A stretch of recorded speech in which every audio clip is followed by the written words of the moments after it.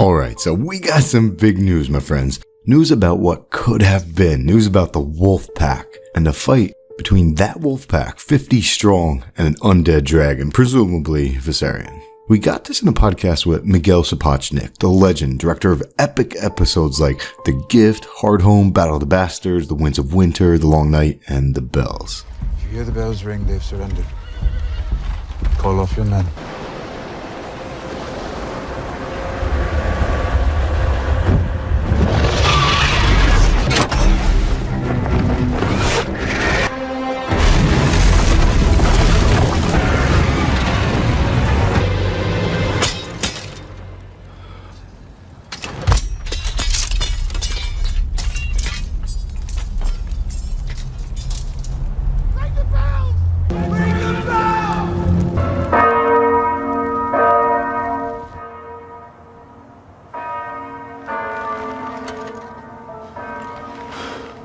A link to that podcast is in the video description. Miguel's a really interesting dude in the way that he views people and situations. You'll like the entire podcast, but yeah, he threw out the idea of a Wolfpack 50 strong versus an undead dragon. So let me read to you what I typed up of him talking about this, and then I'll throw in some color, which is the main point of this video, to highlight a few things that show watchers may not have known about Nymeria, as well as the underlying implication had there been this Wolfpack fight.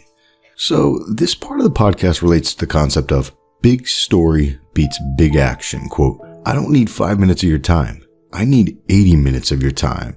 So that decision to break it into different genres was based on the need or the concern that if we didn't, we wouldn't be able to keep people watching. And it doesn't matter really in a way how many people you kill if I don't care because I've just tuned out. Then everything's lost its impact, and in a way, I feel like that was always the driving force.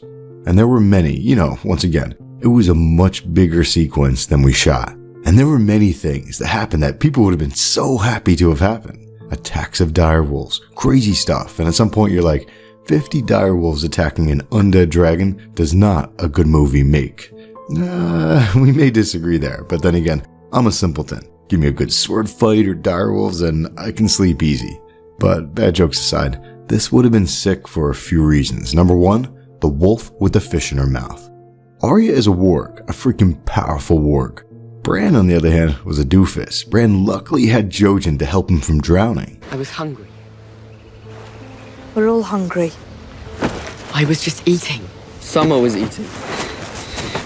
Your body can't live on the food your wolf consumes. Arya realized that dream meat could not nourish her. She had learned that early on, by herself. Arya wargs Nymeria unknowingly for a bit early in the story in the Riverlands. Arya wargs cats over in Braavos, and Arya even wargs Nymeria from all the way over in Braavos. Pretty impressive. Meat was meat and men were prey. She was the night wolf, but only when she dreamed. If we go back to Arya Stark's very first chapter, Jon and Arya are looking down on Joffrey and Robb in the training yard, and Jon goes off about how the Lannisters are proud because they included the lion in the royal sigil. Arya's like, the woman is important too. Aegon and his sisters. And Jon chuckles. Perhaps you should do the same thing, little sister. Wed Tully to Stark in your arms. A wolf with a fish in its mouth? It made her laugh. As always, hats off to Sir George R. R. Martin because we skip forward and Arya wargs Nymeria and drags her mother's body out of the river. A wolf with a fish in its mouth. A Tully trout. So it would have been sick to get this Wolfpack fight, because it would have been one last chance for the show to show that Arya is a warg. But more likely, number two, the boy who loves stories. I know a story about a crow. I hate your stories. I'm going to go now. Go where? Bran warged the crows, 1,000 eyes in one. He did it to spy on the Night King and maybe to get the Night King's attention, to lure the Night King to the Godswood. But imagine if we had gotten that Wolfpack scene. Since show Arya is not a warg, Bran could have been the one mass warging the wolves, although in this scenario, let's assume Bran would have warged all the wolves except for Nymeria, because we wouldn't want to take away the agency from Nymeria herself choosing to fight for the larger Wolfpack, the North. Elmar pointed out that the Wolfpack versus an undead dragon would have been a nice way of showing one kind of magical creature, so to say, versus another magical creature. Tragic seeing them fighting on opposing sides, but pretty cool. cause it'd be a representation of fire and ice, magical creatures style. A reckoning will come. We need the North to face it. And as my lady Olena pointed out, The wolf is of the north. and the battle was for The entire North. We can't defend the north if only half the population is fighting. like Kate Pax points out, the Wolfpack would have highlighted this true divide between the living and the dead. The Wolfpack fighting in solidarity with the people. I promised 5 for living. And as the Little Kitty 1985 points out, wolves often symbolize loyalty, guardianship, and ritual. We can never hope to defeat them alone. We need allies. Powerful allies.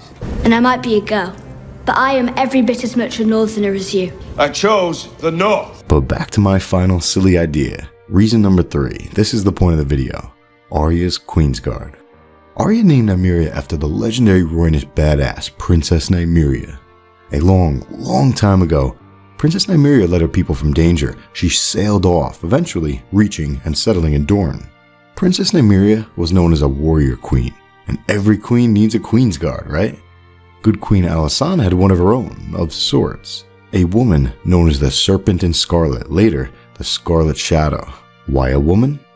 Because good Queen Alysanne was bathing in Jonquil's pool, and she got attacked, which made her realize, man, I need a female protector because there are places where men are not allowed, such as Jonquil's pool.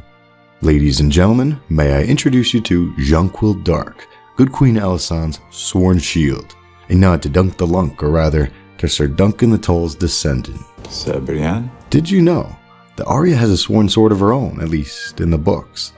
Arya's journey north in the books, it's more complex, it's fun, you should really check it out. So picture the situation. Arya was a little girl, traveling with a few other kids, and she's in the middle of the war-torn Riverlands. It was dangerous for them, but they were not alone. In the shadows, Nymeria and her wolf pack were trailing Arya, protecting Arya as she traveled north. Skip forward to this scene here, and Arya lets her go. That's not you. One reason that I love that scene is because it was a nod to the concept of slavery. A dragon is not a slave. And neither are direwolves. Warging may be awesome, but it's a form of slavery. Just ask Hodor. Hodor! Hodor! Don't. So even if Arya had been a warg in the show, this scene should have gone down exactly the same, with Arya sort of releasing Nymeria from her bond, vowing to herself to never again warg Nymeria, because it's wrong. But here's the best part. After they parted, Arya had a long journey north, off-screen, by herself. So if we had seen that wolf pack fight versus the Undead Dragon, what does it for me is not even that fight itself, it's what happens off-screen. It would have effectively been confirmation that Nymeria did it again. Nymeria trailed Arya to Winterfell, protecting her from the shadows because she loves Arya, just as Arya loves her. You've got to go. They'll kill you for what you did to Joffrey. Go on. Run! With all that said though, channel member Amanda points out, it would have been cool to see the wolf pack, but the silver lining to not seeing the wolf pack is that Nymeria lives on. She sure does.